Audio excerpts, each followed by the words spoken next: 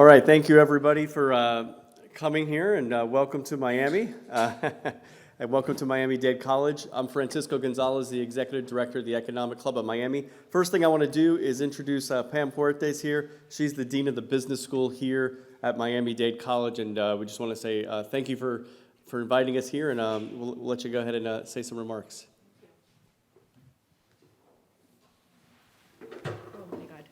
All right, well, good afternoon or good evening.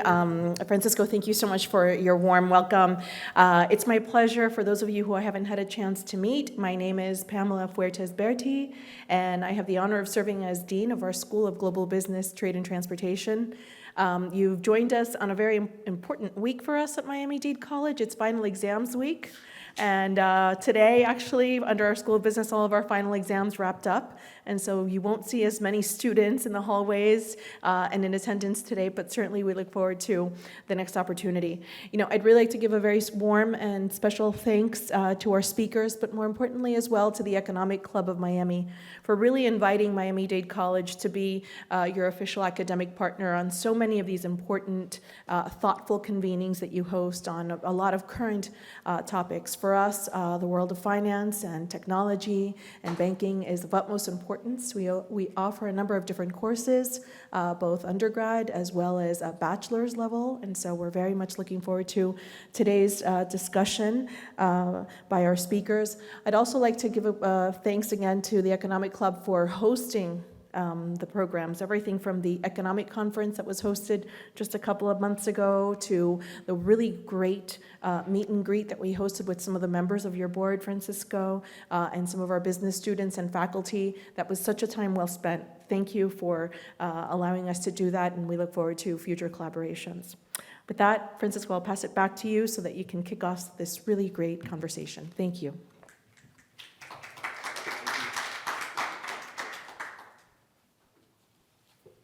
Yeah, thank you again to Pam and to everybody here at Miami Dade College. It's really a fantastic campus, fantastic community, and one thing we're missing at this event is the students because, as you mentioned, they're done with the finals now. But normally we love interacting with the students, and a lot of our members got to do that, back in March with a great interaction there. I think some of them are going to be having some good interns that they're hiring as well. But I also want to thank, speaking of our volunteers and students. We've got one of them in the back, Tom Brackbill. Tom, thank you so much to him for, he's Mr. Reliable, always at every event, and we couldn't do it without great student volunteers like Tom. And I also want to thank you to all of our members. I know a lot of people couldn't make it tonight necessarily, but we've more than doubled the membership since last year. We have over 105 members now of the club, and continuing to grow. And so if you're new to the Economic Club of Miami, we were established in 2021. 4 of our board members were the co-founders, and one of them is here today, Lourdes Castillo. Where's Lourdes? Did she just sneak out? Okay. And anyway, so just want to say thank you to all of them. But basically, the club, we really work to foster meaningful networking among business leaders connected to Miami while providing thought leadership on important issues. A lot of great thought leaders like the guys we're going to hear from tonight. Just over the way there, about a year and a half ago, we had Ken Griffin and the mayor of Miami back in November of 2022. And one of the other big events we held this year, as Pam alluded to, was over on the MDC Little Havana campus. We had our first ever full day conference where we had 42 speakers on one day on one stage and somehow managed to finish 10 minutes early, which I think is really navigating the impossible in Miami. So, but the key was that 3:05 cafecito break, I think. So that was the key. But if you haven't caught any of these events necessarily, if you're new to the club, we encourage you to visit the website, econclubmiami.org. You can also subscribe to our YouTube channel. We're also on all the other social media, Instagram, Twitter, Facebook, or X, whatever it's called now. And follow us there. And if you happen to be posting on any of the social media, please tag us at hashtag EconClubMiami, or just tag us, and we'll share your post as well with all those people out there. So we really appreciate that. But today we have an important discussion, a topic of discussion, and that is money. And when we think of economics, a lot of times the first thing people think about is money. I actually think economics is a lot broader than that. You know, it's a lot about studying the interactions between humans in all different ways. And, you know, we cover a lot of these topics, various topics that are much broader than money throughout the year. But I think it's important to cover that. And, you know, probably 95% of human beings in history never experienced currency or money because they were just hunters and gatherers, and they were just out for survival every day. There was nothing to save for. There was nobody to trade with. So in a sense, that survival was just something people were doing during those periods. But then we developed, you know, systems, and we developed governments, and now we have a lot of regulation by central banks with money and currency. You know, I was just in Argentina last year. I was there with Avik, and I think Avik was also there again with Rodolfo back a few months back when Milei was elected.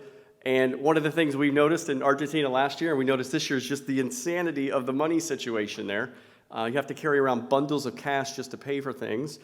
These 1,000 peso bills equal $1, and that's the highest level bill they have is a 1,000 peso.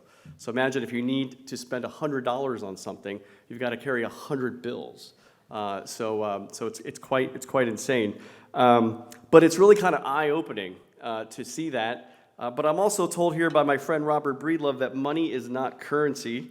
And so we have a lot of things to learn today. So let me introduce these two guys so we can have a great conversation on the topic, what is money, which also happens to be the same title of Robert Breedlove's podcast. Robert is a freedom maximalist, ex-hedge fund manager, and philosopher in the Bitcoin space. To him, Bitcoin is fundamentally a humanitarian movement exposing what he calls the greatest con in human history, central banking. By learning about the connection between honest money, entrepreneurship, and civilization, we are renewing hope for the future of humanity. And to this end, Robert's mission is to restore freedom, truth, and virtue in our world by tenaciously asking the question, what is money? And as I mentioned, he has a really fantastic podcast titled, What is Money? And he has conversations with people all over the world on the topic. Not necessarily people that agree with him on everything, of course. So it's really just been a truly illuminating conversation. I think Avik's been on there at least once as well.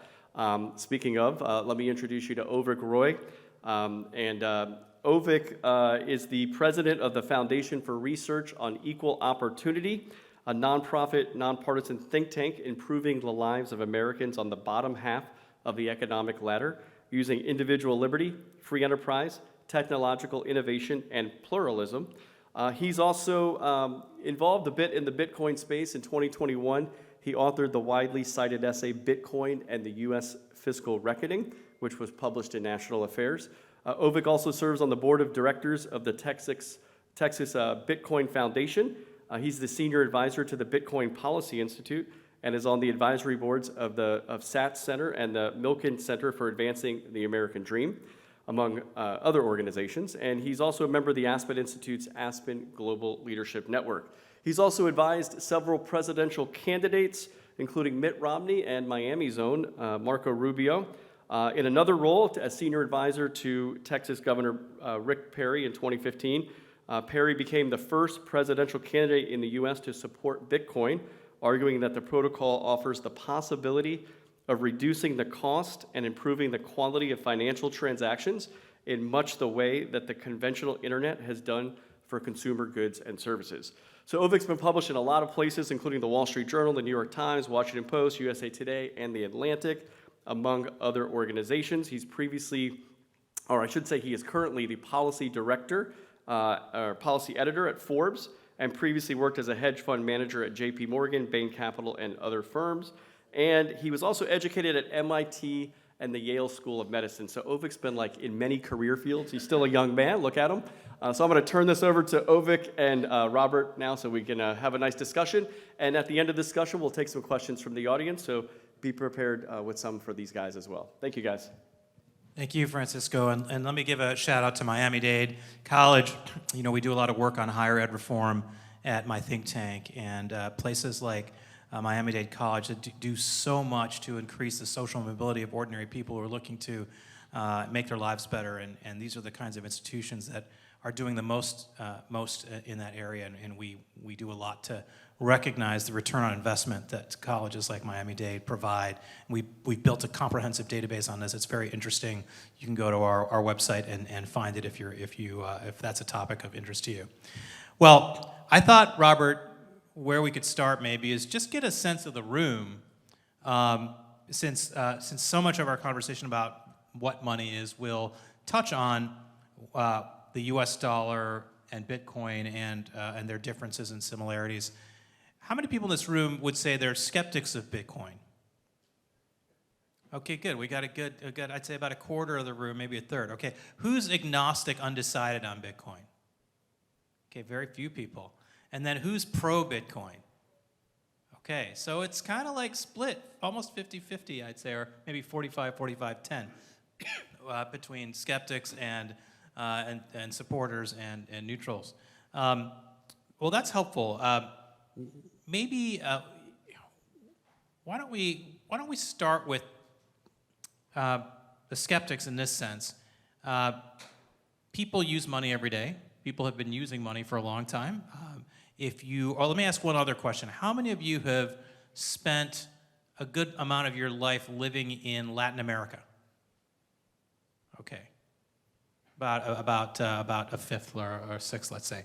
You know, one of the things that's interesting is in the U.S., at least this is what I perceive, Robert, you tell me if you feel differently, there's a lot more skepticism of Bitcoin in the U.S. than in a lot of places where money hasn't worked very well. I mean, hardcore Bitcoin people would say money hasn't worked that well in the U.S., but to the ordinary person who says, hey, you know, I spend my dollars, I make my dollars, I use them, it seems to work reasonably well. You know, the dollar is a global reserve currency. Everyone uses it around the world. What's wrong with the dollar? Why do we need to replace it? I absolutely agree. It's very difficult to appreciate a solution if you haven't identified the problem. And typically to identify a problem, you need to feel the pain, right, of something not working. And here in the US, we are relatively spoiled that we do have the global reserve currency, which means, you know, in a post-Bretton Woods world, basically every currency was pegged to the US dollar for a period, and the dollar was pegged to real money, which is gold. And then post-1971, the Nixon shock, we decoupled the dollar from gold, and then all international currencies were left to float against it. And so, but we then, 2 years later, sort of repegged it to black gold, which we now operate on this system called the petrodollar, so that the US dollar is required, basically forcibly imposed upon other countries to denominate oil contracts in dollars. The point of that is to get a global reserve currency to work, you have to create reservation demand for it. There needs to be demand to hold that asset to perform certain things so that there is demand on the demand side of supply and demand so that the currency holds its purchasing power over time. Real quick on purchasing power, that's a term some people might not be familiar with.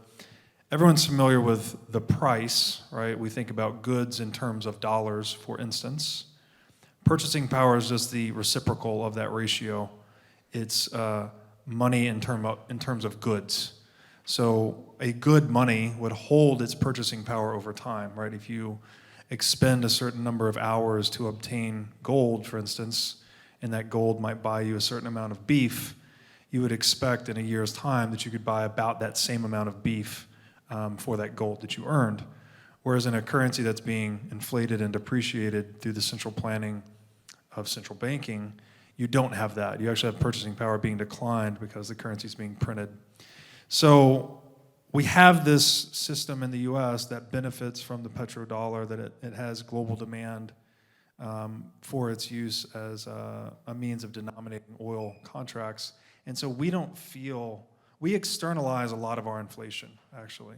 So the money printing that goes on in the US, there's roughly 330 million US citizens. There's 4.5 billion users of dollars worldwide. So every dollar that's printed, the purchasing power that is sucked out of that dollar We don't feel a lot of that. A lot of that's externalized onto those other 4.5 billion people, 4.2 billion when you net out US citizens. So that makes it, all that pain that's being imposed on the other 4.2 billion people, we're insulated from that. So it's much more difficult to appreciate a very radical solution. And when I say radical, I mean to the root of the problem, right? Bitcoin is addressing the root problem of money, which we can get into, like why gold became money, why Bitcoin's better, et cetera. But it's hard to appreciate the radical value of an innovation like Bitcoin if you don't understand the problem first. And the problem in the US is not very apparent because we're sort of dumping the cost of the problems inherent to the dollar on this other 4.2 billion people. So let me challenge you there in this sense. You know, you mentioned that, well, gold is real money and the dollar is not. The view that most people have is the opposite of that, right? That when we moved off the gold standard, the gold standard was a barbarous relic, as I believe Keynes put it, right? That the US dollar, when we liberated it from gold, that's when we garnered the flexibility to avoid the boom and bust cycles of the 19th century and other times before we had the Federal Reserve, before we had that autonomy to manage the economy better using the Federal Reserve. Yeah, I love that you brought up managing the economy, right? This is, it tells you how improper our metaphors are. Because the economy is a complex adaptive system like the weather. It's not a machine. You can't manage it. There are not levers. If you know, individual human psychology, one person is complicated enough, right? You can't predict what they're going to do, how they're going to respond to any situation. What in God's name makes us think that 8 billion people interacting in markets can be managed and controlled? If you can't predict the behavior of one individual, you scale that up to billions or millions or even a few, you can't predict how that would work.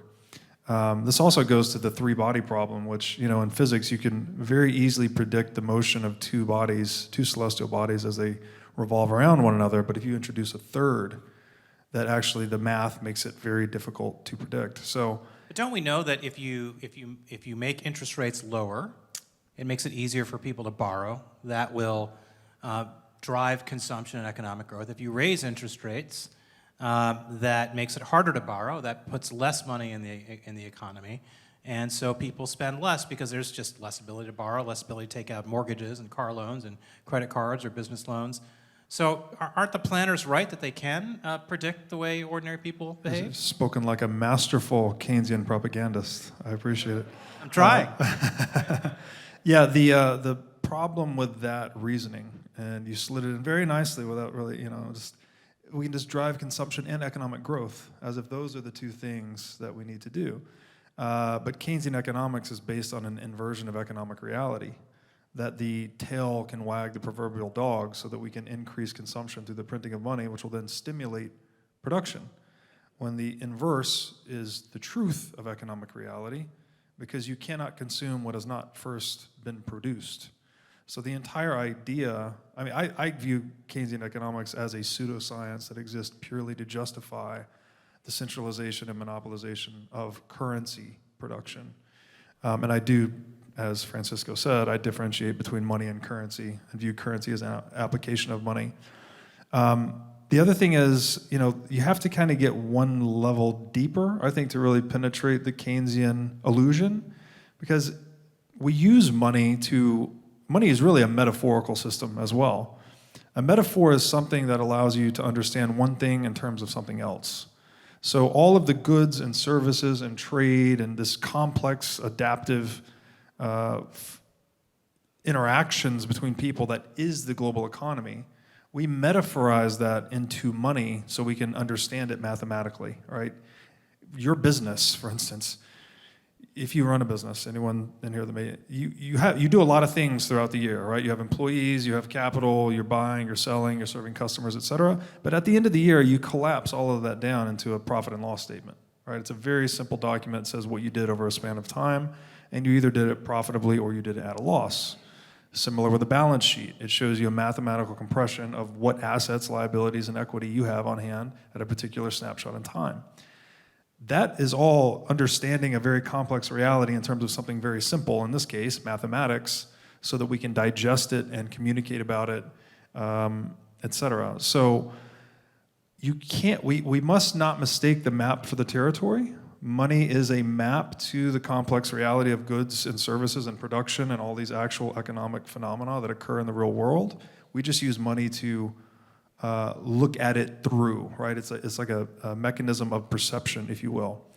So that belies one of the other illusions, that you can't just print new units of money to create goods and services. That's not how it works. Obviously, if you stop for 2 seconds and think about it, how could increasing the number of rectangular green sheets of paper actually feed people or actually put roofs over people's heads, right? It doesn't work. But Keynesian economists will tell you, oh no, we need to do that to stimulate the production. Otherwise, everyone's going to hoard money, is another thing they like to say. Well, where do you draw the line between hoarding and savings, right? And by the way, savings isn't money in the bank. This is another one of those illusions. Savings is the production of goods that have been produced but have not yet been consumed. So if you go to work and you perform an act of production, you create a good or service, and you're paid in money, well, then you've added to the productive output of the human race, but you have not yet consumed from that productive output because you're holding savings in the bank, right? Now, when you go and spend your savings, then you're consuming that productive output, and that's what keeps the whole thing balanced. But it's not, you can't just nominally punch new numbers in the bank account for someone, double their savings balance. That doesn't create any goods or services in the world. So it's very important, I think, to get beneath money in a way to understand economic reality to explode the Keynesian propaganda. So one observation I might make is that it's all relative, right? Money is not an absolute Except binary Bitcoin. thing. There's things that are more like money and less like money. There are better forms of money and worse forms of money. So, for example, Francisco, in the introduction, he talked about Argentina, and their inflation is 100, 200% a year. You go back there and, everything costs double or not, depending on whether you're a US dollar person or not. And what's interesting is in Argentina, yes, there are people who use Bitcoin in Argentina, but a lot more people use the dollar. Right? In most countries where the currencies have an inflation problem, like Turkey, for example, is another big country that has a lot of inflation right now, 100% a year, plus or minus. If you go to Turkey, they would say, hey, what we're using is we're using US dollars as a stable currency to use instead of the Turkish lira or the Argentine peso. So going back to that first question I asked you, even if we accept all the things you're saying about why the dollar is not so great, there's this Federal Reserve and they increase the number of dollars, and that means the purchasing power of your dollars is steadily declining over time. We all feel it, especially over the last several years. The cost of groceries has gone up so much. But even before that, even before this most recent period of inflation in the US, there was a period of time from, say, let's call it 1982 to 2020, when inflation was pretty well controlled by standard measures. Consumer price index was roughly 2% a year, plus or minus, sometimes a lot less. A lot of people, certainly people who work at the Fed, saw that as a great success, that, hey, the dollar is stable, it only increases by about 2% a year, the inflation, the purchasing power. Yes, it erodes a little bit, but not that much. And so isn't that fine? I mean, isn't it fine if the dollar just, purchasing power erodes just a little bit, so you're incentivized to spend stuff and buy that new car and get that really nice suit? You're doing it again so smoothly. I love it. Yeah, it doesn't sound like much, right? Just 2% per year. Everybody can handle that. Seems a lot better than 100%. It's a lot better than 100%, right? And it's also better than 3%, 4%. But you know what it's not better than? 1%. 0%, negative 2%, right? Purchasing power increasing in our money? Wow. But then no one would spend anything and the economy would collapse. Yeah, you would think that if purchasing power went up, people would suddenly not want shelter or food or clothing or travel. It's a really silly idea, I think. I want to go into something you said at the beginning, because you said something very correct, which is that money is really an attribute, actually, right? Everything has a degree of moneyness to it. And that is based on the intention of the individual holding the asset. So if you hold an asset with the intention of using it for future production or consumption, then you're not ascribing any monetary premium to that asset. It's basically industrial use demand or consumption demand is the reason you're holding that asset. Now, if you're holding any asset whatsoever with the intention of selling it or trading it in the future for something else, to the extent you have demand for future trade of that asset, you are imparting a monetary premium to that asset. And you could really think of money as the asset that has the most moneyness, right? The asset that people are holding most for this intention or purpose of future exchangeability. And so when you look at an asset like gold, in the terms of commodity monies, it has the highest degree of moneyness, right? Like about 80% of gold's market cap is for demand for use of gold as a store of value or for future exchange, whereas 20% of its demand is for gold as an industrial metal, so use in computers, dentistry, et cetera.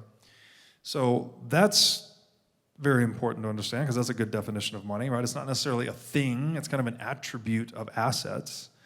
And then the second thing is, yes, people demand dollars worldwide today. And this goes back to what we said earlier, like the dollar does have this, it's the top of the pyramid scheme, if you will, in terms of fiat currency. So it has this asymmetric benefit that everyone in the world, or most people in the world, have demand for dollars, whereas very few people in the world can produce those dollars. So there is demand for dollars in places like Turkey, other places that are excessively inflationary, because the dollar is the most short-run purchasing power stable money. So that if you hold some purchasing power in it, you have the maximum degree of certainty that the price of bread or steak or butter is going to be the same in dollars week over week, month over month. Now, when you get out into the time span of years, though, fiat currencies, including the dollar, are purchasing power unstable to the downside, because they're being printed every year, 2% a year, which cuts you in half, by the way, in 35 years, according to the law of 72. So it might not sound like much, 2% purchasing power loss per year, but you're going to lose half your savings. I almost said shit, but I'll say savings, in 35 years, which is not cool, right? That's half a lifetime. You don't want to lose half your stuff in half your lifetime. That doesn't make any sense. So there's demand for the dollar as a short-run purchasing power stable asset, but there's additional demand for other assets for longer-term purchasing power stability, like real estate, equities, commodities, et cetera, things that can't be printed. So it's important to look at it that way. Right? It's not like people are just demanding the dollar. They're just trying to find the best means of survival, frankly. And it's unfortunate that we're in this situation, but we're in this situation due to the central planning of money, right? If we were on a gold standard like we were before, well, then people could use gold-backed currencies really around the world, and they could benefit from both short-term and long-run purchasing power stability. And that's the world we hope that Bitcoin will bring us back to. We're going to get to your questions in about 10 minutes. In preparation for that, you alluded to it a little bit, but in Econ 101, they'll tell you that the definition of money is money has to have three attributes to be money. It needs to be a store of value, someplace where you can park the economic value you have and hope that it preserves over time, which you've alluded to a lot. A medium of exchange, so you can buy and sell things with it.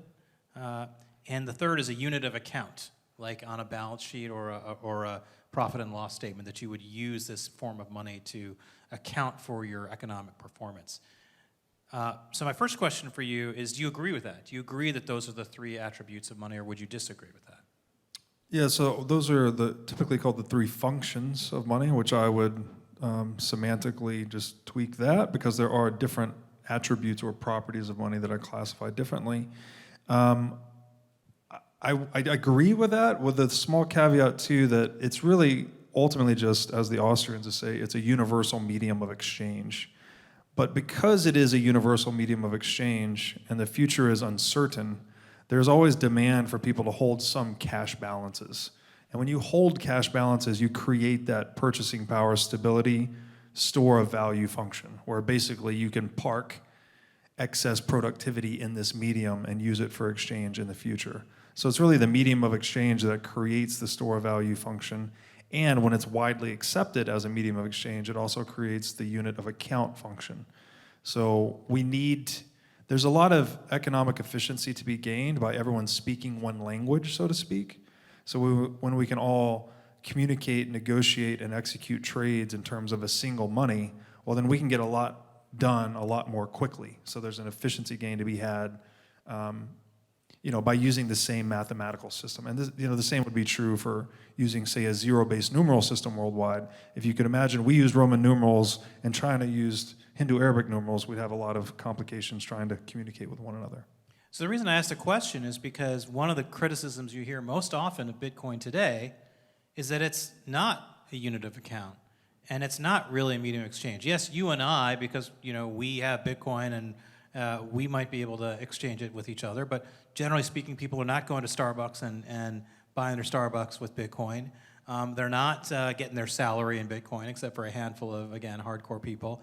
So if Bitcoin is not widely used as a medium of exchange, and it's not widely used, really at almost no place is it used as a unit of account, yes, we can argue that it's a store of value. Some people might argue that it's not because it's too volatile. I think if you look at the overall economic performance of Bitcoin relative to the dollar, it's proven to be a successful store of value. But if it's basically one of those three functions, is it really money? It's a great question. I would first point to the economist William Jevons. He wrote about the monetization path of gold and the sequence that it went through. And it was his view that gold started out as a collectible, that ancient people really just liked gold because of its aesthetic beauty. It's very malleable. They would adorn themselves. They would create jewelry with it. This created some initial demand for gold as just a means of decorating oneself. And over time, that led to the second phase of gold's monetization, which was this store of value function. And basically that arises when people see, the productive output of, whatever, chickens, agricultural goods, whatever, increasing faster than gold, then gold's purchasing power actually goes up over time, right? So this piece of gold that bought you one chicken today might buy you 2 chickens 10 years from now. So it transitions naturally into this store of value function. And then after gold has enough purchasing power has been accreted into gold, people naturally start to want to use it to trade for these things, right? If you bought a piece of gold for 1 chicken and 10 years later it's worth 10 chickens, well, then you might want to cash in on some of your unrealized gains, right? So it then segues into this medium of exchange function of money that we're very familiar with. And then, as I said, once it's widely accepted enough, people start to think in terms of the money. They start to denominate prices in terms of the money. So I think Bitcoin follows a similar evolutionary path. We've been through the collectible phase already, where people just gave Bitcoin away in faucets. It was literally worthless online. You'd go to these conferences, people would give away private keys, and people would leave the conference, and there'd be little 25 Bitcoin wallets, private keys just left on the ground. Max and Stacy were telling stories about this, how they would go in after the conference and pick up all these sheets of paper. And then eventually, after the infamous pizza transaction where someone spent 10,000 Bitcoin to order 2 pizzas, and it started to be exchanged based on its electricity cost initially, it started to transition into that store of value phase. And since that transition, I think the argument is pretty abundantly clear that it's the best performing asset in human history. I think it's the fastest asset class to reach $1 trillion in market cap in human history. So you can't be a much better store of value than that. Maybe the volatility is too much for some people, but anyone that actually manages money professionally knows that volatility is just a matter. If it's too volatile, then you're over allocated, right? Lower your your portfolio position, basically. So volatility, to say something's too volatile to be a store of value is actually not a sensical argument in my book. Does its purchasing power tend to go up overall over time, yes or no? Bitcoin, I think, has excelled in that function, and I think we're on the cusp of it transitioning into a medium of exchange, even though it has cleared in the trillions of dollars already. So, I mean, I'd like to throw something out there, Robert, and get your thoughts on it, which is, my view is that the medium of exchange and unit of account functions of money are not as important as they once were. Like maybe 100, 200 years ago when von Mises was running around, these things mattered. But today, like when I travel internationally, you travel a lot internationally, like the first thing I used to do 10, 20 years ago when I traveled internationally, the first thing I'd do is go to the local ATM, pull out $200 worth of local currency so I would have some cash in that currency. Now when I travel internationally, I almost never have to spend cash. I can use my credit cards everywhere, right? So I don't actually, if I'm in Argentina, well, Argentina is a special case because of some of the things that go on over there. But like, let's say I'm in France, okay, and I'm spending euros. I almost never have to have actually physical euros. I basically put down my credit card, I go to the restaurant, I pay in euros at that, and then the euro and dollar exchange is done on the back end by the bank, by Visa, MasterCard, and the banks. So is it really important that France is on the euro and the US is on the dollar and that they're different mediums of exchange? Do I really care? There's technologies to do that with Bitcoin too. Like, does it really matter if Bitcoin is a medium of exchange, or what really matters is that there's a back-end software that converts my Bitcoin into US dollars and euros and then back into Bitcoin or whatever. Does this medium exchange stuff really matter? I mean, isn't the real killer app of Bitcoin it just doesn't matter anymore whether people buy Starbucks with it? Gold, people don't buy Starbucks with gold either. Why do people care about gold? It's because it's a store of value. It's a protection against the erosion of their savings. That's the thing that you can't do with the US dollar, you can do with Bitcoin, and that's the most important aspect of money, I would think, that we need to amplify today. I agree with you to some extent. The digitization of the world has made the medium of exchange and unit of account functions perhaps less important than they used to be. However, that exchange that your bank is doing for you on the back end, not always in your favor, tends to be very opaque. There tend to be a lot of hidden fees. They tend to take a spread on the Forex trade. If you look at foreign currency exchange, actually, I think the volume on foreign currency exchange is like $5 trillion per day. So after 12 days of that's global GDP right there, right? And this is a purely parasitic marketplace, right? They're just taking a spread on going from one form of paper to another form of paper. They're not adding any goods and services whatsoever. So it's a purely parasitic enterprise that's functions because we have all of these regional monopolies on money through central banks. So there's a lot of waste there that I think you could benefit from dispelling if we were on a Bitcoin standard, right? And everyone in the world is thought in terms of one pricing system. There's also a lot of cognitive efficiency gain to be had. Like when I go traveling internationally, sure, I'm swiping my card, but you show me a list of prices, like I don't know what that means. Like I'm ordering dinner, I'm just like, punch it in the calculator. I'm like, oh yeah, that seems about right. But there's Forex fees and there's this and there's that. It's painful to say the least. So I agree with you. Maybe there's not as much gain to be had there as there used to be, but there still is some. And I would say the killer app of Bitcoin is what you described, right? The ability to preserve your purchasing power over time in a way that cannot be plundered by political power. That is the killer app, and that is essential to human freedom.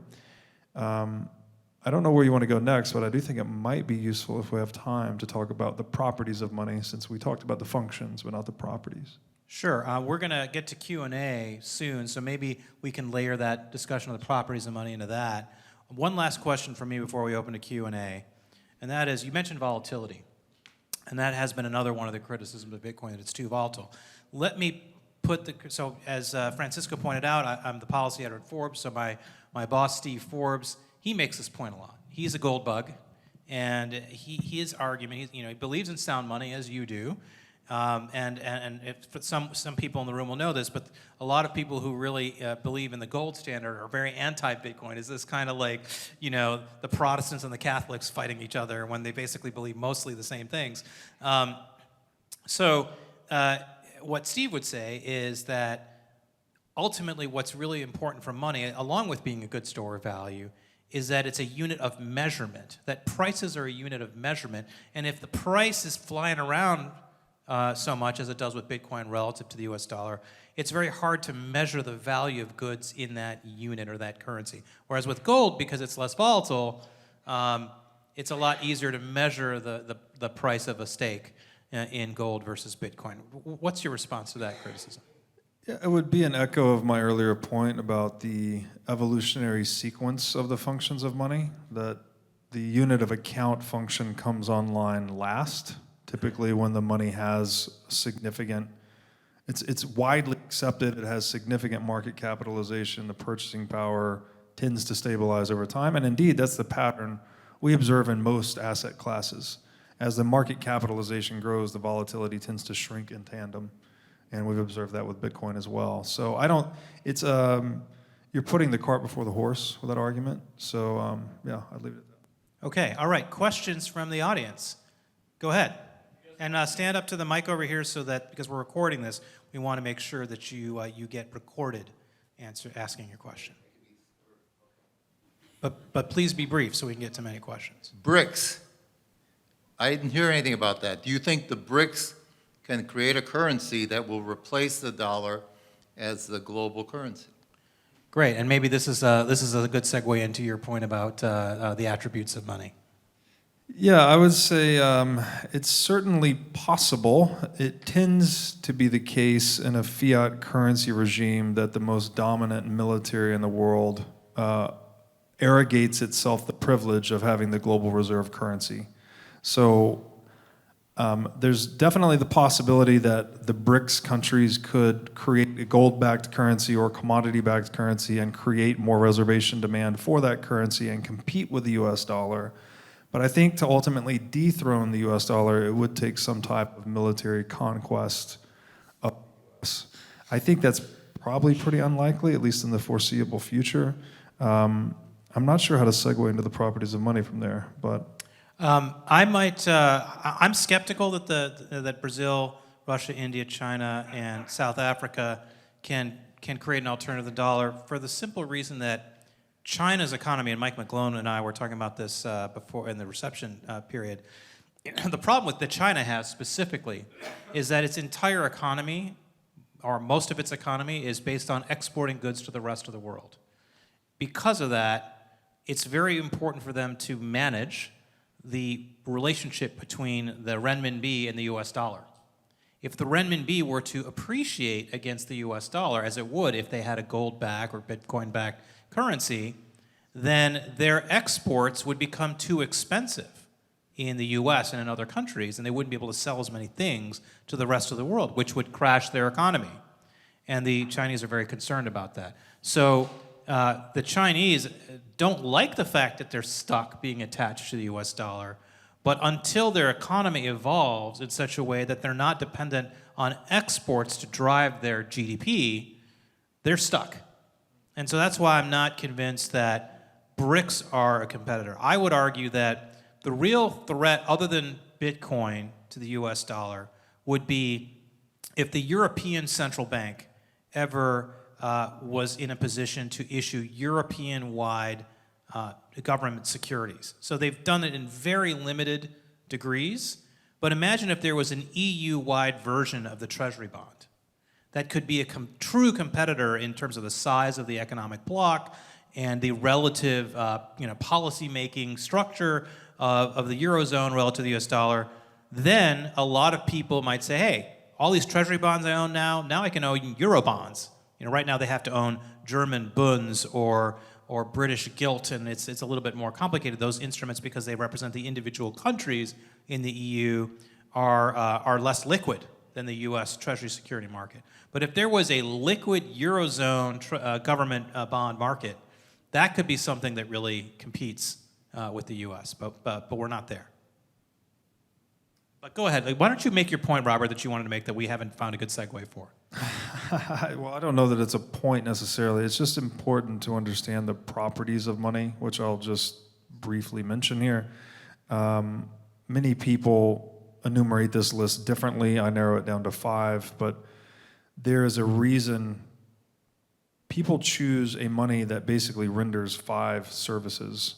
And that is they want something that's divisible, want something that's durable, want something that's recognizable, which means you can authenticate it is what it is. This is actually where we get the term sound money.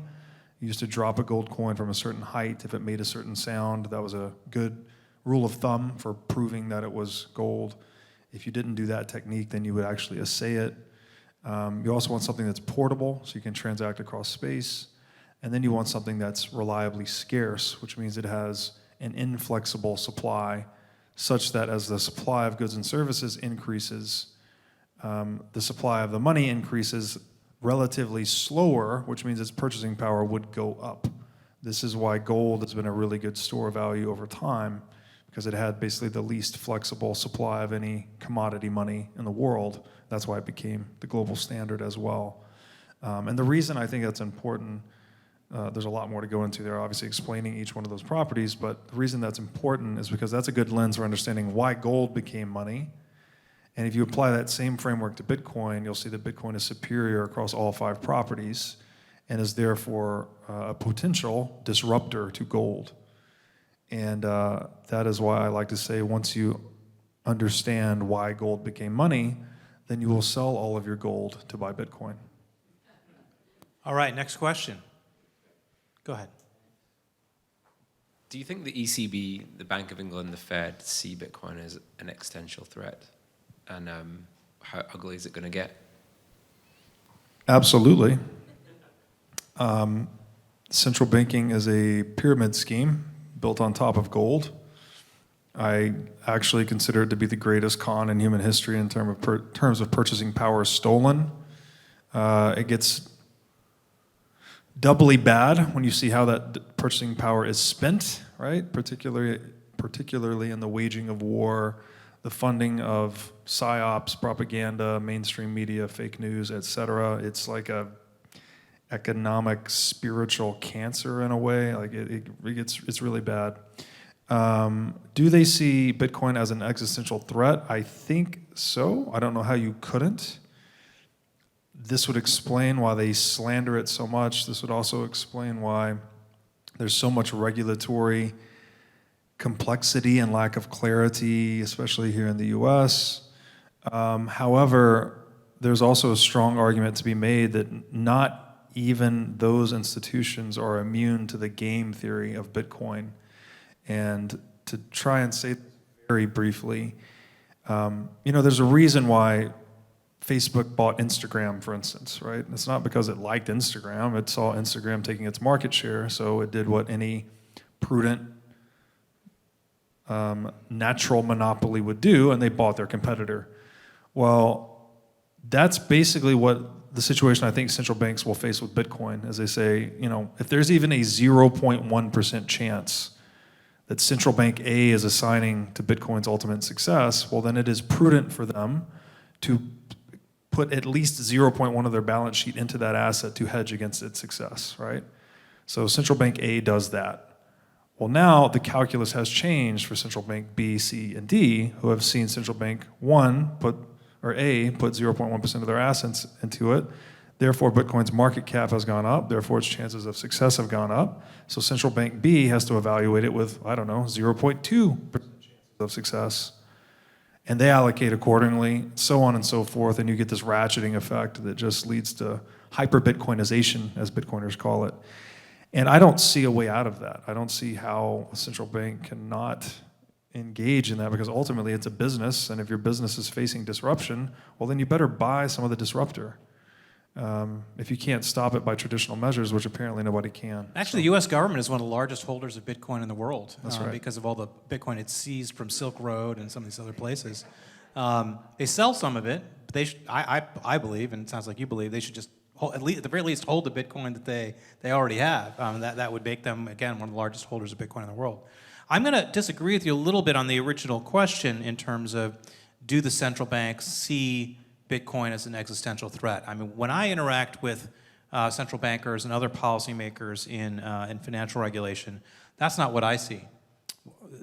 If you ask them, or if you asserted to them that Bitcoin is a competitor to the US dollar as potentially the world's great global reserve currency, they'll laugh in your face. They think that's totally absurd. They think it's totally absurd, inconceivable, to quote one of my favorite movies, that Bitcoin would ever challenge the US dollar.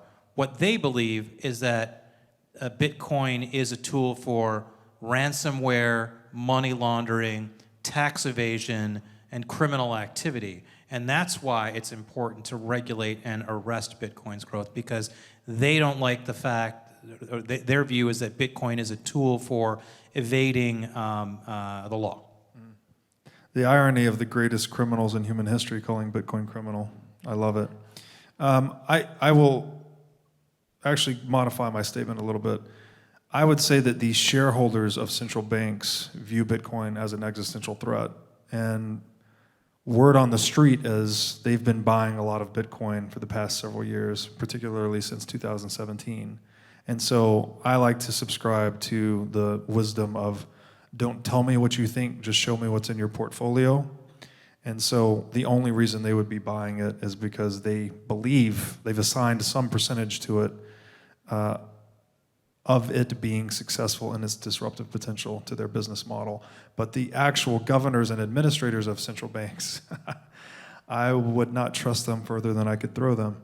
Anything that they're saying is just towing the party line and upholding the illusion. All right, next question. Go ahead, go to the mic, please. This is a really enjoyable, fascinating discussion, and thank you both for agreeing to speak to Miami. So, sounds like you're both are students of human history, and even far back human history, like the early stages of gold. So going back to first principles, you know, like people, even before money, right? People just trading goods for goods, right? And if you go throughout human history, how the economy has evolved with human civilization, what's the next stage? Like, to give you an example, like colonialism, you know, all those countries are poor now. You know, basically, you know, Singapore has almost triple the GDP per capita compared to the UK, for example, or 2.5, for example. So if the Bitcoin world does come about, who are the winners, who are the losers, or how does the world change, or how does human civilization change? Great question. That is a great question. I guess first on the origins of money, I don't think there's any anthropological consensus on what the original money was or how it emerged. Carl Menger wrote a book on the origins of money, which gives like a theoretical framework for how it emerged that I think makes a lot of sense. You could read Graeber's book, Debt, the First 5,000 Years, for an anthropological approach. He said that it was actually debt was the original money. So people trading favors, right? I kill a buffalo today, well, I can't eat the whole buffalo, so I'll share it with you 40 people, and you all owe me one, right? So it's like this IOU system initially, and then eventually we get like a token to replace that IOU accounting system, which was, you know, gold or commodity money. So I'd just say that's unclear to me. But I think actually the IOU system makes sense, right? It's people, we banded together, we cooperated, we had different competencies, we had different success rates at different frequencies, so it makes sense that I win today, I share with you, and you reciprocate, right? Richard Dawkins called money a token of delayed reciprocal altruism. So through an evolutionary biology perspective, I think that makes a lot of sense. To the question is, how does the world change post-Bitcoinization? If it succeeds, who are the winners, who are the losers? The winners are humanity, actually. The productivity of the human race should absolutely explode, and so far as I can tell, the number one driver of living standards and quality of life is human productivity. So there's an economic axiom that says every act of theft is decremental to productivity, which is intuitive if you understand that every act of theft requires labor, right? I have to divert my labor to steal from you. And that is labor that could have otherwise gone into producing something rather than stealing something that you produced. So if we can eliminate inflation, which made up about 50% of the US government's revenue in 2020, I don't know what the percentage is worldwide, but it's substantial, right? Governments have two ways to generate revenue. It's inflation and direct taxation. Inflation tends to be favored because it's hidden and people don't understand it, frankly. So Joe Biden's on Super Bowl commercials blaming ice cream producers for the price increases in ice cream. And because people don't understand the central banking con, they think that makes sense, right? Oh, the price of ice cream went up. It must be those damn ice cream producers, not the Fed counterfeiting $6 to $8 trillion since the year 2020. So to the extent we can eclipse inflation or even just really get rid of it in the long run, well, then human productivity should go way up because that's way less theft occurring on producers. And then you have people with their savings in a hyper-portable, hyper-concealable asset like Bitcoin, which empowers them to vote with their feet in a way that human beings have never before been able to do. And in that world, I think you get states that are incentivized to be more accountable to the preferences of their citizens. And if they're not treating their citizens right, then their citizens will leave with all of their purchasing power into the jurisdictions that they are treated best. So you create more of a free market competitive paradigm among states. And that leads to a lot more experimentation in terms of policy frameworks, civil liberties, et cetera, right? You just get more options, and you get less inflation, less taxation, and more human productivity. So I'm very excited for post-Bitcoin. You know, I agree that a world in which Bitcoin is the main money that people use would be a better world than the one we live in. I do worry a lot about the path from here to there. The path from here to there could involve an enormous amount of dislocation. It could involve the U.S. no longer being the world's great power, which would be, I think, bad for the world because we've been a pretty magnanimous hegemon compared to a lot of other countries that have tried to run the world over the years. It's gotten worse recently. We can grade on a curve, but I think if you compare the U.S. to say what the world would have been like under Nazi Germany or the Russians or the Chinese, I think we're number one on that. The other thing I would say is just, there will be, if we do move to a Bitcoin standard, the vast majority of people don't own any Bitcoin, right? If we worry about economic inequality now being a source of political instability, a world in which Bitcoin is the world's reserve currency means that the OGs, the early adopters, are going to be the oligarchs of that era, and the people who weren't able to save any Bitcoin, weren't able to put any money away, or chose not to put any money away, they're going to be left out. And they might not be happy about that. And so it seems to me there's a lot of danger in the path towards hyper-Bitcoinization. I would agree that the faster that it plays out, the worse it would be, or at least the more polarized the outcomes, because as you said, the distribution of Bitcoin would be in fewer hands if it happened really fast. Like if it happened today, well, there's very few people that own a lot of Bitcoin, and they would now hold most of the purchasing power in the world. But there's also a dynamic though that it's a circular dynamic. So the people that get into Bitcoin earliest, say you bought it at $1 and it goes to $50,000, you have a larger unrealized gain in your position and therefore a larger incentive to sell Bitcoin than someone that got in at 10,000, 20,000, 30,000. So in these Bitcoin price cycles, there tends to be turnover of early buyers with large unrealized gains selling, and then the holdings of Bitcoin becoming more widely distributed. That's why if this sequence of events leading to hyper-Bitcoinization has a longer time to play out, I would agree that Bitcoin would be more widely distributed, and therefore the political polarization that would follow that would be less intense. However, even if it was the worst case scenario, right, and Bitcoin, well, let's say the worst case scenario from today, at hyper-Bitcoinized today, all of the monetary purchasing power in the world flowed into Bitcoin, that would still set up a better future, in my opinion. Although the exchange might be rocky, painful, it would still set up a better future because people now have a stable set of rules on which to build a sound, prudent economic strategy, business, etc., and they can preserve the fruits of their labor into the future without the fear of state interference, state confiscation, state theft. So you set up the conditions for like an ideal laissez-faire environment. And in that world, wealth and productivity are so much higher that the idea of people struggling to make ends meet, I think, could become a relic of the past at some point. Before we get to the next question from the audience, I do want to ask you about what you just said, the role of Bitcoin or the utility of Bitcoin as a form of money that is censorship resistant, that governments can't prevent you from transacting in. There's been an effort by the US government in just the last couple of days to arrest people in the Bitcoin ecosystem who are using Samurai Wallet. Samurai Wallet, which is, for those who don't know, it's a service that mixes your Bitcoin so it's less traceable. So because on the blockchain you can actually trace where the Bitcoin provenance goes over time. It's actually not as untraceable as, say, paper currency like US dollars is. But these mixing services allow you to make your Bitcoin less traceable. The government is trying to say that any technology that's involved in that transmission of Bitcoin, including literally a USB cable, is a money transmitter and therefore subject to US money transmitter regulations. So the US, at least parts of the US government, are trying to assert that Bitcoin can be censored and that it ought to be censored. How confident are you that Bitcoin actually is censorship resistant?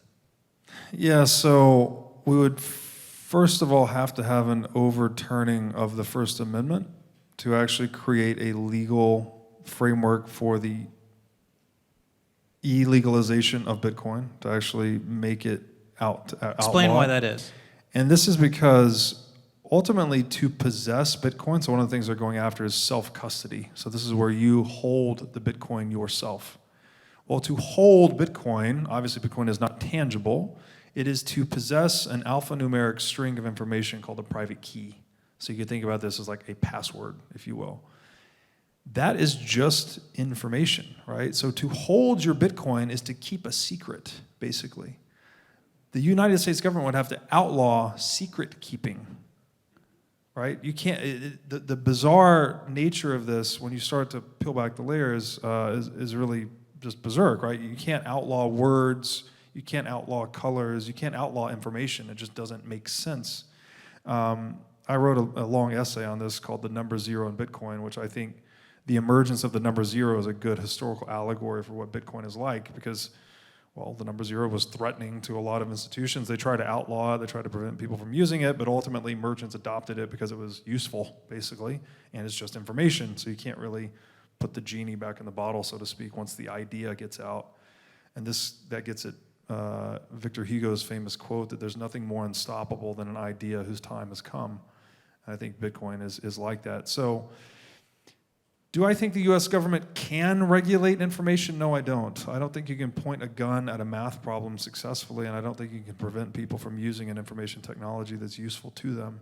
I actually think all of those attempts will just drive more and more of the Bitcoin ecosystem offshore and into those jurisdictions that treat Bitcoin entrepreneurs and Bitcoin holders better. Great, next question. I wanted to ask about threats to Bitcoin versus Bitcoin's threat to legacy systems and kleptocracy, but you actually just touched on that quite a bit. Could you maybe then talk about CBDCs and what the potential risks are there?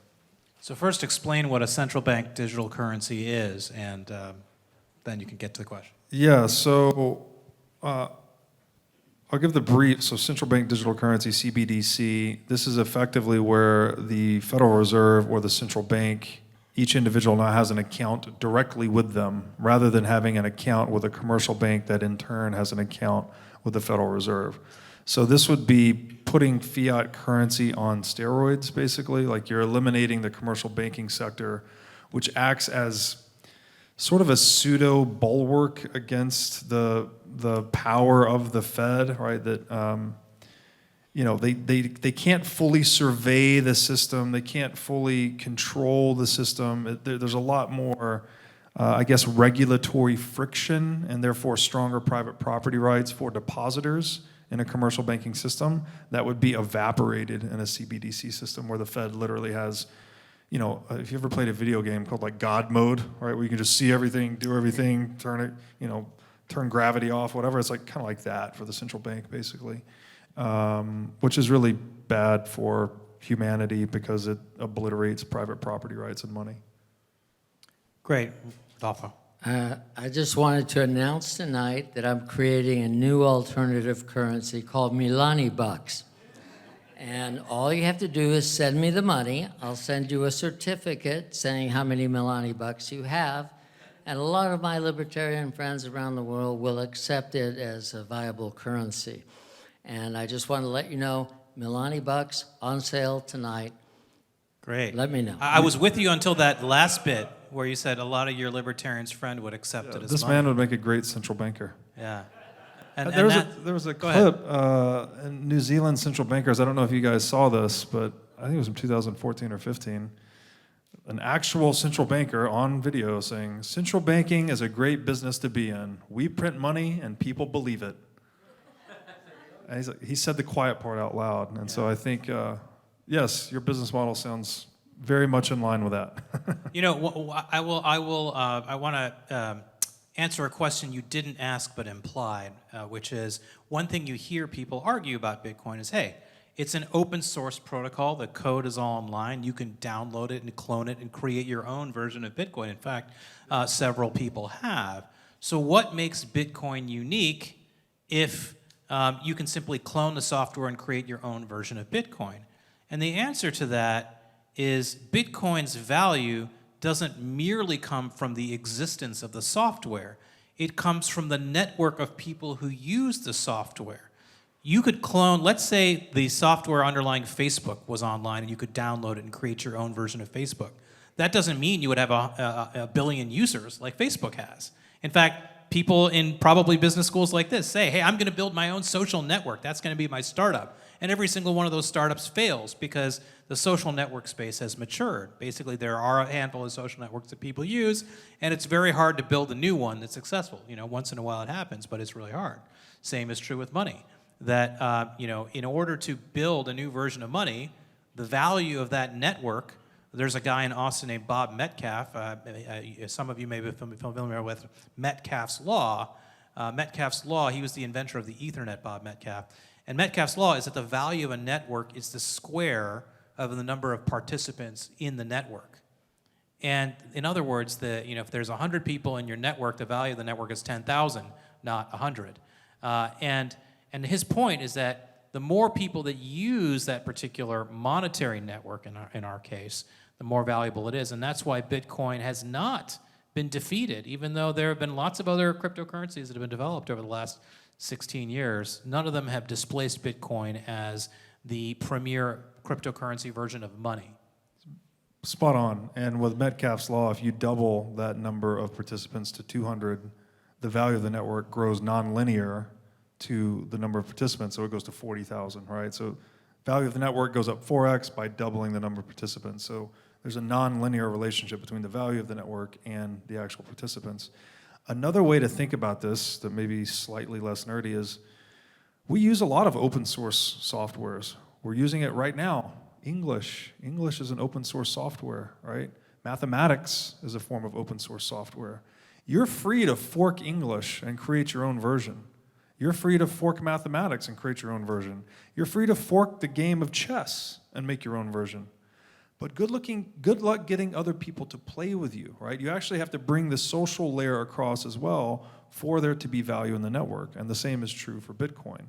So it is a difficult area to understand, but the social layer of Bitcoin is what gives it its market capitalization.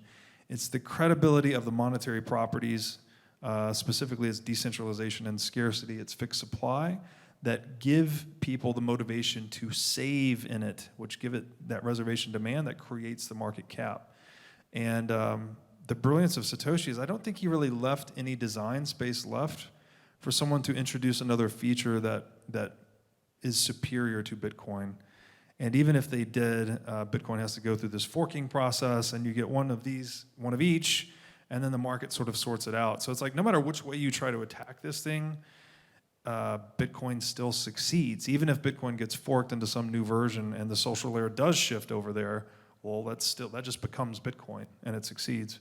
But you end up with one money, basically. And sorry, the last thing I'll say about this, to try and simplify. For the same economic reasons we have one analog gold, we're only going to have one digital gold, basically, no matter what it becomes, whether that's Bitcoin or Bitcoin whatever. And so that's how that works. This will have to be the last question because we're out of time. Thank you all for your time and your expertise. There was, when Gary Gensler was appointed as the SEC, there was at least some positive, there was some hope. But now we have seen his tenure. He's gone after different cryptocurrencies. So what is your opinion on his current tenure as SEC chairman? That's all yours. Well, it's interesting. There were a lot of people when Gary Gensler was appointed chair of the SEC who thought he was going to be pro-Bitcoin. He had taught a class on cryptocurrencies at MIT, and he was going after a lot of the non-Bitcoin cryptos. He was a critic of, he called a lot of these other crypto securities. He has not called Bitcoin a security. He's waffled on whether Ethereum is a security or not. That's a whole other topic for another evening at the Miami Economic Club of Miami. I think when it comes to Bitcoin specifically, in terms of how he thinks about the broader crypto space, that's a longer conversation. But in terms of how he has approached Bitcoin specifically, he didn't want to approve the exchange-traded funds that were approved earlier this year that were a big milestone in the development of the Bitcoin ecosystem. He fought it all the way through. But there was a court case in the DC Circuit Court of Appeals that effectively forced his hands, and he basically had to make the determination, do I invest a lot of my team's staff, time, and resources in fighting the federal courts to insist that there's not a Bitcoin ETF, or do I take my losses on this so that I can use that staff time to fight against all the other bad actors that I don't like in crypto? And that's what he decided to do. So he beat a tactical retreat on the Bitcoin ETF so he could fight Ethereum and fight the other cryptocurrencies that he thinks are unregistered securities. And so whatever one thinks of as... If I could say one thing about that, I think that's a feature, not a bug of Bitcoin, that it creates, it's so easy to copy to create these shit coins that it distracts the regulators, actually. So people would say, oh, that's a terrible thing about Bitcoin, as we just went through, like, oh, anyone can copy it and paste it, and so there's a million of them. Well, there's a feature to that, and you just described it. Well, and so I think, while I think of Gary Gensler as a guy who's generally hostile to all cryptocurrencies, including Bitcoin, as a matter of, in terms of his tenure as chair of the SEC, the end result of it has been that there's even greater separation between Bitcoin and its imitators or competitors. And if one believes that Bitcoin has utility, it only cements and amplifies its utility relative to these other competitors. All right, we're going to have to leave it there. Thank you all so much for being here today. Really appreciate it. Thank you, Robert. Well, thank you, guys. And one thing I should have mentioned at the top here is, I've met Robert a couple times, and I really wanted to bring him here at some point.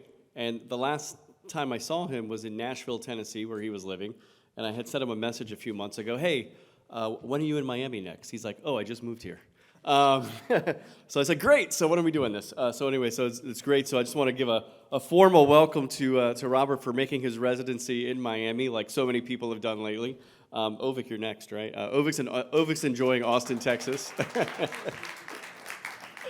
But anyway, just wanted to say thank you to these guys. What a fascinating conversation. We'll be putting it up on our YouTube channel, over the next month or so. So stay tuned to that.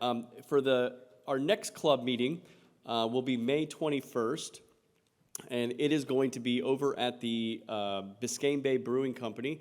We were kind of there last time, except we got moved up to the floor above. But anyway, it's a beautiful location in the old post office building there. And we are going to be having a very important conversation, maybe second in importance to money, and that is on housing. Miami has so much going for it right now. But obviously, we're in a housing crunch like so much of the country, but everybody's moving here, and it's pushing a lot of people out. And Miami's been a place that has always been traditionally a place of upward mobility. You know, I can't tell you, right, all the different immigrant populations get off the boat, can kind of move up and find jobs and find housing and move into a place that they consider the American dream. And that American dream is being lost a bit here, especially in Miami. So we're going to have a very important conversation on housing, sustainable home ownership, and economical housing, featuring Michael Liu of the Swerdlow Group. Michael Liu is a former U.S. Housing and Urban Development Assistant Secretary, in conversation with Tobias Peter, a senior fellow and co-director of the AEI Housing Center at the American Enterprise Institute. So we'll be having a great conversation there May 21st, and I think maybe one of the most important topics facing Miami over the next number of years. Of course, as you look around here, there's construction everywhere, right? But we just can't build fast enough to keep up with the supply of people that need homes. So anyway, but I just want to say thank you, everybody, for that. If you're new here and you haven't joined as a member yet, you could join. Colin here has joined recently as a member. So you can visit us at econclubmiami.org and go to our membership page and apply for membership there. But we got about another half hour here. Enjoy some food and drinks and conversing with these guys and other people here. So thanks so much for being here today.